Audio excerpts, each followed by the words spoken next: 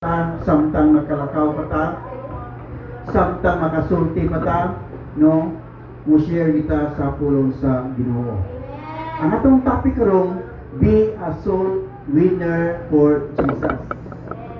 Be a soul winner for Jesus.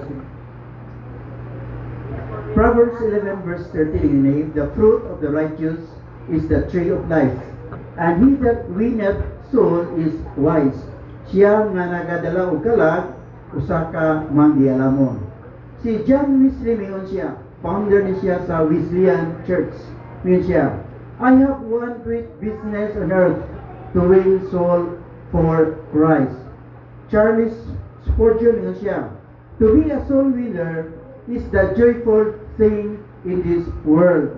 So no greater joy nga imong mabatik soul if you win soul for Christ. Dili matukib nga kalipay nga mabuti sa imong kasing-kasing kung ikaw makadala o kalag diha sa Ginoo. Si David Livingstone mingon siya, I would rather be a soul winner than to be the greatest king on earth. So talagsaray gusto tiyan ni Livingstone nga naman to kay ang mata ko sa ganahan posisyon. Pero si David Livingstone gusto siya kalagi ang madala diha sa Ginoo. And a known author mingon siya, I care not where I live or how I live and what worship I'm going through, so I could win souls to Christ. The book of Daniel chapter 12 verse 3 beginning, and they that be wise shall be shine.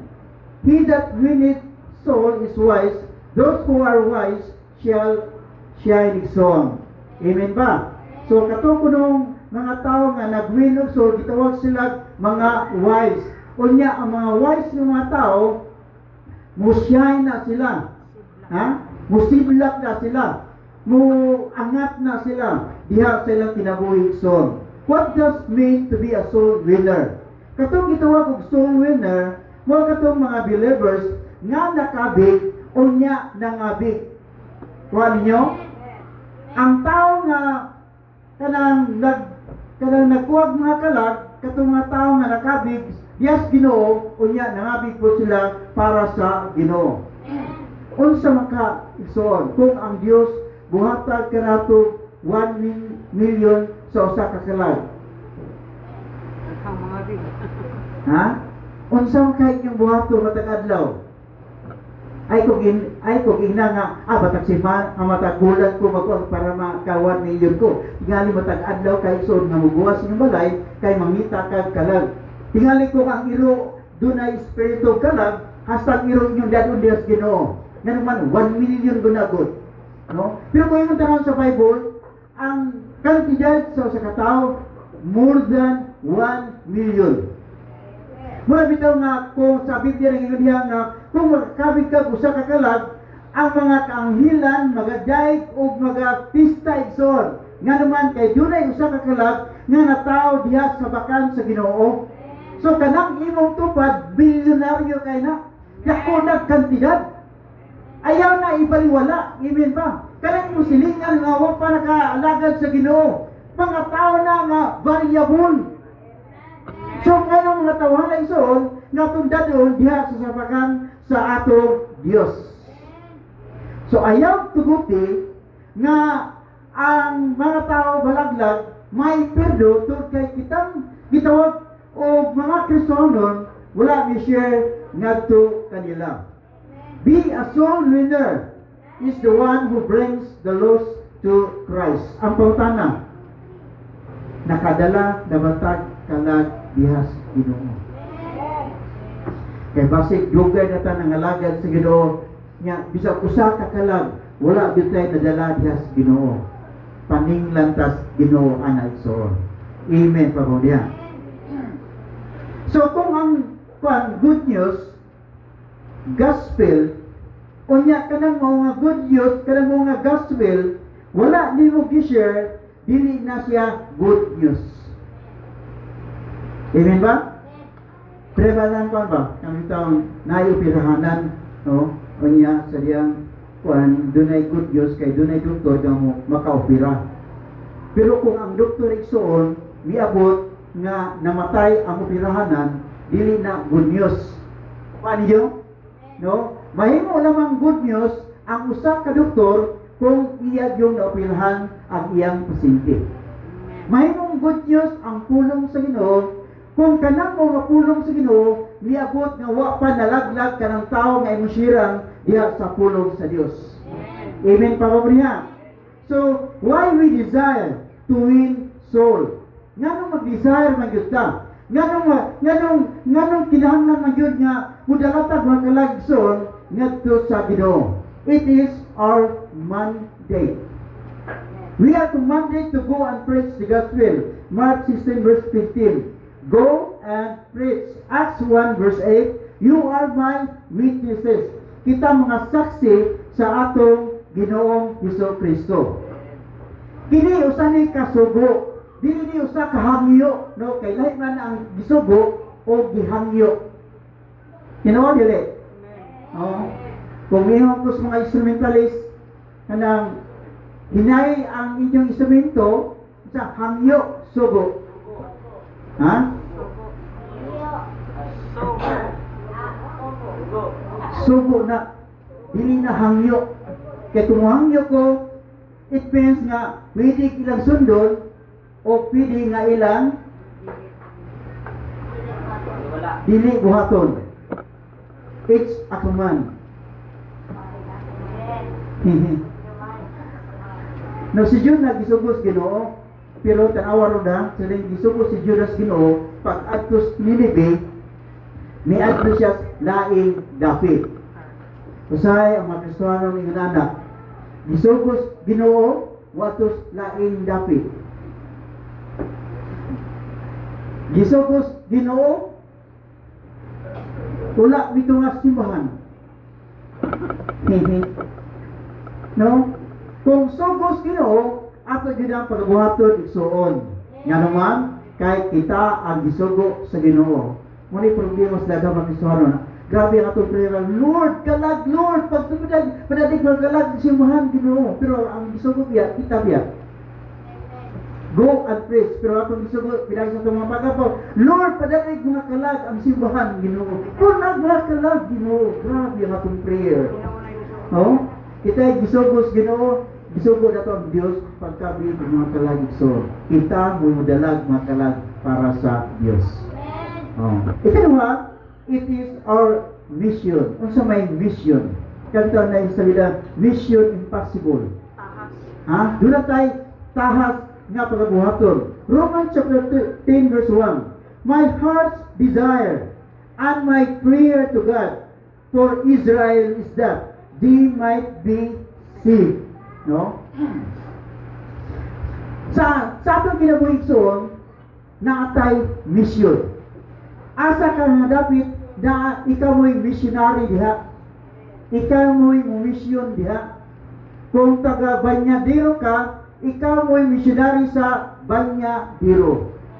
Doon na kay mission nga gusto ipabuhat sa Dios. Kung taga Lapihan ka, doon na kay missionary ka sa Lapihan. Doon na kay mission nga nang gibutang ka Dios diyan ang mga dapit. Kung nag-eskwela ka sa Lasal, nag-eskwela ka sa Imyo, o asa ang eskwelanik son, missionary ka anong dapita, ayaw kalinting. No? Kaya kung malimot ka son, lahi ang imong pagabuhaton. Imit mo niya. No? Mga missionary ta. O dili ginato kalintang, nagisugo ta sa atong Dios sa pagbuhat ni Nib, samtang daapay mga tao igsoon, nga wa pa nalaglag tul kay wala ta nagpakabana igsoon. Kinahanglan magpakabanata sa mga tao sa ngana sa atong palibot, magpakabanata sa atong silingan nga wa pa nakaduol diha sa Ginoo, magpakabanata sa atong mga minahal sa kinabuhi nga wa pa nangalaga diha sa atong Dios igsoon. Amen pa mo diha. Ningon San Pablo, my heart desire and my prayer. So sa atong kinabuhigson, daghang kay tag desire sa atong kinabuhi. Tinuod dili. Kinsa may nag-desire nga mulampos sa iyang pag-eskwela. Yamin mas pertindo. Yang apo, yang yang apo di ay. So daron itag mga desire igsoon sa atong kinabuhi. Nga mulampos ang atong mga anak, mulampos ang atong mga apo, mulampos ang atong kinabuhi igsoon, mulampos ta sa atong pagpuyo, mulampos ang atong pagkamagdiayon, nga naman, pero kay mo na desire sa atong kinabuhi. Ang akong desire igsoon, nga dili lamang pipila ka mga tao nga atong masultian sa pulong sino, kundi ang tibuok usamis. Amen pa niya. O mahitabo ni sa diyang mulakata, mo mission ta sa atong tagsa-tagsa ka mga barangay. Willing batang mo mission sa atong barangay. Ay, wala yun. Ha? Willing batang mo mission sa atong balay. Oh, willing batang mo mission sa atong barangay. Kay sa atong balay, nabi ay missionary ang gapon. Kay dili tanan nga nangalagad diha sa Ginoo. Amen ba mga missionary? Oh, sa missionary na ka, no? Di na angay nga maturutas laing nasod kay daghang kalagigsoon nga naas atong palibot nga atong missionary. Amen ba? Si Paul siya, my desire and my prayer. So, i-mention din ang word nga prayer igsoon. It means nga sa diyang mag-desire ta ato gyud nang iampo.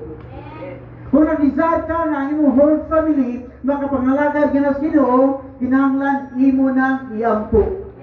Kung nag-desire ka igsoon nga kanang tawhana imong madala dias Ginoo, kinahanglan imo ginang iampo. Kung gusto ka nag-desire ka nga ang inyong relasyon forever i-desire o kinahanglan imo ginang iampo igsoon. Nga naman importante nga ato iampo unsa ang atong desire sa atong kasatagsa ka mga kinabuhi. Proverbs 3 verse 6 again.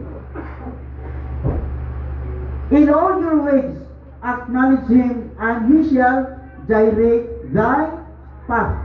So akong prayer song nga sa matag adlaw igsoon, kinahanglan makakabig yudag mga kalang. Amen. Sa ako bitaw sa akong prayer bitaw, halos kasagaran ng prayer na focus sa membro sa family. Nga naman, kay kung di tabo-tabunan sa mapag-ampo na side ko nga sa matag adlaw nakigugno mo. Ang uban nakigugno sa kalisod, ang uban nakigugno sa balatiang, ang uban nakigugno sa problema, ang uban nakigugno sa gitong panginahanglan, ang uban po nakigugno sa ilang panimalay soon. Need of prayer. O kami usab, no? Kami namin nag-share sa pulong sa Ginoo, pero kami po nagkinahanglan o prayer gikan kaninyo. Nga naman, di gud mi makabaro, di gud mi makatindo iso kung wala mga pagkampo nga gikan kaninyo. Amen pa. So kami nag-apo mi sa kuan matag-adlaw, no? Sa nagbiyahe katong kanunay nagakupot sa Bobila, grabe ang prayer sa matag adlaw, katong nagtrabaho usap unsa man ka opisina, grabe ang prayer dali sa minister gyapon niya namatay doktor dinhi sa atong church. Lord, tabangis iri ka Ginoo nga sa matag tuslok niya sa mao nga kuan injection, Lord, tabangi Ginoo patagtan-aw niya sa ay nga bitaw nga kuan bitaw, no? Brother Arin kuan kanang nagtrabaho sa kanang iyang shop, Brother Kingdom trabaho sa iyang shop, grabe ang prayer nga naman nagkinahanglan na sila prayer. O nasay ko nga matang sa kanato need gyud tag mga prayer igsoon. So di gyud nakalimutan ang gitawag og prayer. Ang ikatulo, it is our ministry. John 4 verse 34. My food is to do the will of God who sent me and to accomplish His work.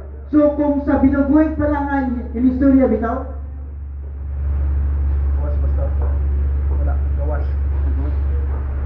okay. Sa binubuhay bitaw na inistorya, kala bitaw kadang butanga, ginauna na mo. Nakakuha mo ana, no? Kadang ginauna na mo. Kanang pagwali, ginauna na mo. Kanang pag-ampo, ginauna na mo. No? It means, ila gudang na urang bitaw, nasanay gud sila ni anang mao nga butang igsoon. Dili tanan mahimong pastor, dili tanan maka song leader, dili tanan nga makatukar sa Ginoo instrument igsoon, dili tanan nga mahimong missionary, but winning soul is open to every child of God. Ministry ni igsoon para natong tanan. Walay exempted dinhi tanan kinahanglan nga makadala o kalag diha sa atong Dios. Willing ba ta nga mong dalag-kalag sa Dios Ginoo?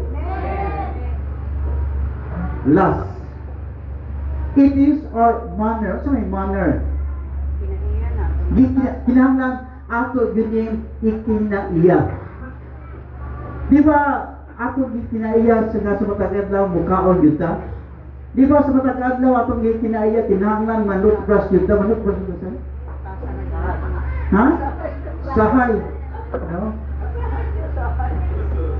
Kung di busy. No?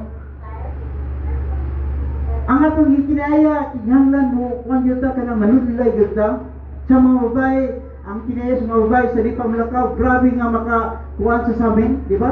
Murag bupilit ang ilang dagboy diya sa amin, nga tungod dinig dugay kaayo nga makagawas sila silang balay, yang bana na gulat in taon.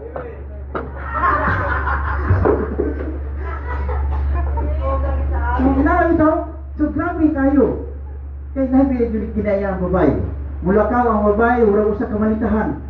No, sadlaw dia, mo balik na yun. Pero kami mga laki, wala eh, kaya maghayon. Pero ang problema, kung nakay asawa, ikaw madados ba? Di ba ang laki, ganahan ka maglakaw, na maghayon rata, niya bubay, dadadag ba, kung niya kita'y padadon, malasas kinabuhin na ito. Oh. Ako, pero di kinaiya ko ni sa mga bahay ba, isang atos kasi Diyos, budak bag. Pero ang laki wala bida doon. Yan naman, ganahan ang laki nga maglakaw nga way babil. So kanang na yung mga trato niya, padadon mo bag, ay yun mo sugot. Oh? Kaya gipraktisa na mo daan na. Imin pa mo diha. So, kinahanglan atong kinayahon ang pagdala o kalag para sa Diyos. Kung imo tanaw si Jesus, grabe ang iyang kanang manner of love igsoon ngadto mga tao. Nabisan pa man last minute sa iyang kinabuhi igsoon dito ibabaw sa cross, nag-win pa gyud siya igsoon. Yang giinan to sa tanang tao nga gilansang karon dayon atas paraiso. Nga naman, wala niya sayang nga igsoon ang panahon nga mitras nakasulti pa siya iyang gisiran ang mga tao igsoon may tungod sa kingdom nga ilang pagatuan. O iyon nga kita mga disciple ni Jesus, kinahanglan atong inayahon kini mga batasan igsoon nga matod pa sa atong preacher atong last Wednesday, I am a man nga dili na mauwaw mo share sa pulong sa Ginoo. Kita mga dagko na biyata maigsoon, dapat nga dili na ta mauwaw nga mo share sa pulong sa Ginoo. Mga estudyante, kinsa may ni-share kaninyo, kinsa may nag-share nga ang among simbahan mauna, ang among gilagaran mauna, kinsa man ninyo dinhi nga naka-share na niya na. Luspat sila. Oh. Dapat atong kinayahon, amen ba? Nga naman kay kana atong ministry igsoon, mao na ang atong mission nganong na atas kalibutan igsoon, o kinahanglan ato nang ihabit diha sa atong sa ka mga kinabuhi. Tapos ako mo sa istorya tungkol sa usa ka tawo. Wala himat na siya, nagtinga na siya. Pero nahibulong ang mga kuan nga buot mutindog, kana mutindog maka nga hapit naman ka mong matay. Pungkot kanang bigyan na lang niya, mingon siya nga mutindog ko. Kana mutindog maka. Mingon siya, I want one more soul for Christ. Grabe, nagtinga na siya. Pero gusto ba siya mutindog isa naman. Kaya gusto siya usapan yung kakalag nga iyang madala nga sa Ginoo. Sa ito kinabalik-sur, huwag man tayo ita nagtinga. Huwag man tayo ita na kinabitaw nag-isur. Paglakaw igsoon, kinahanglan ato i-share ang isugo sa Ginoo kalag para sa atong Diyos. Amen. Ayaw nga magdala ka kalag para sa siban, una na ang kalag nga imong madala Diyos Ginoo. Kaya kung di na mo sultihan igsoon, malaglag na sila, maimperno na sila. Di kinahanglan nga to silang sultian sa pulong sa Ginoo aron ang imperno dili sila mabot sa Ginoo ang imperno igsoon. Manindot kita tanan. Mayroon ba kita nini mo nga